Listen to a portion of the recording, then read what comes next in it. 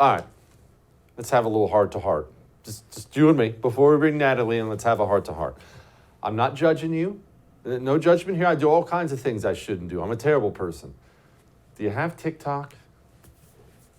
Do you watch it with your kids, wife, husband? You do TikTok? I know it's popular. I know it's fun. I've got family members of mine using it. You really should not have TikTok.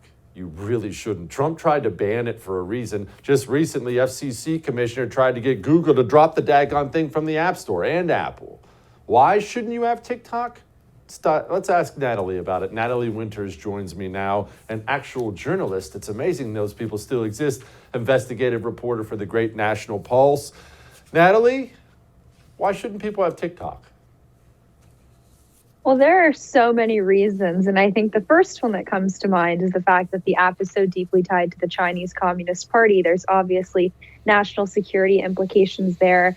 But I think when you really get into the weeds about all the nefarious dangers and threats that this app poses, that's just kind of the tip of the iceberg. This app has also been used to collect biometric data on its users. They push a lot of left-wing content, even pushing pro-China content, which comes as no surprise, as the app is very, very closely controlled and monitored by its Beijing-based regulators and its Beijing-based parent company, ByteDance. And I think at the end of the day, the most important thing for people to remember is that any company that's based in China, of which TikTok is a subsidiary of a company that is based in China, due to the country's national intelligence law, specifically Article 7, it stipulates that any company based in China can be requisitioned by the Chinese Communist Party to help fulfill the ends of the state. And when you read the law, they leave that intentionally very vague. So really, however the Chinese Communist Party wants to use TikTok, they can, whether that's to gather data, to push specific narratives, viewpoints, frankly, fake news, you name it, they can do it. So really, it is a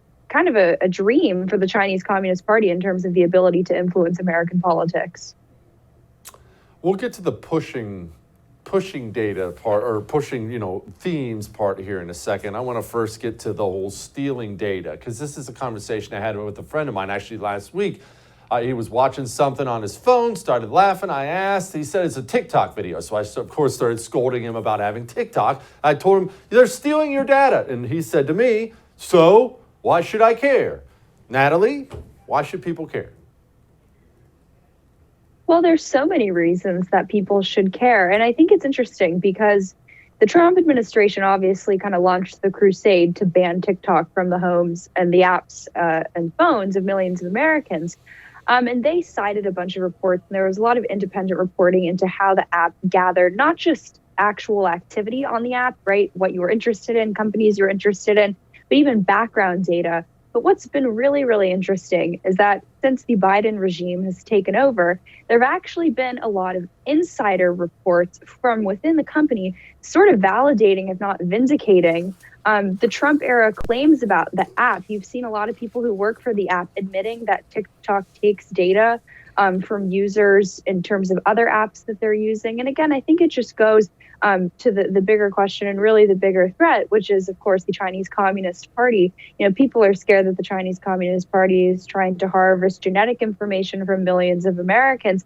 Well, I think having access to your phone, the people you interact with, your credit card information, stuff like that, kind of is a similar threat in terms of the invasiveness and the lack of privacy that you see. And believe me, the Chinese Communist Party, they don't respect the privacy of their own people. So I highly doubt they would do the same for Americans. Don't miss Jesse Kelly Breaks History, Che Guevara, the latest episode of a new series available now exclusively for First TV supporters. Visit the First TV app or thefirsttv.com to subscribe and start watching today.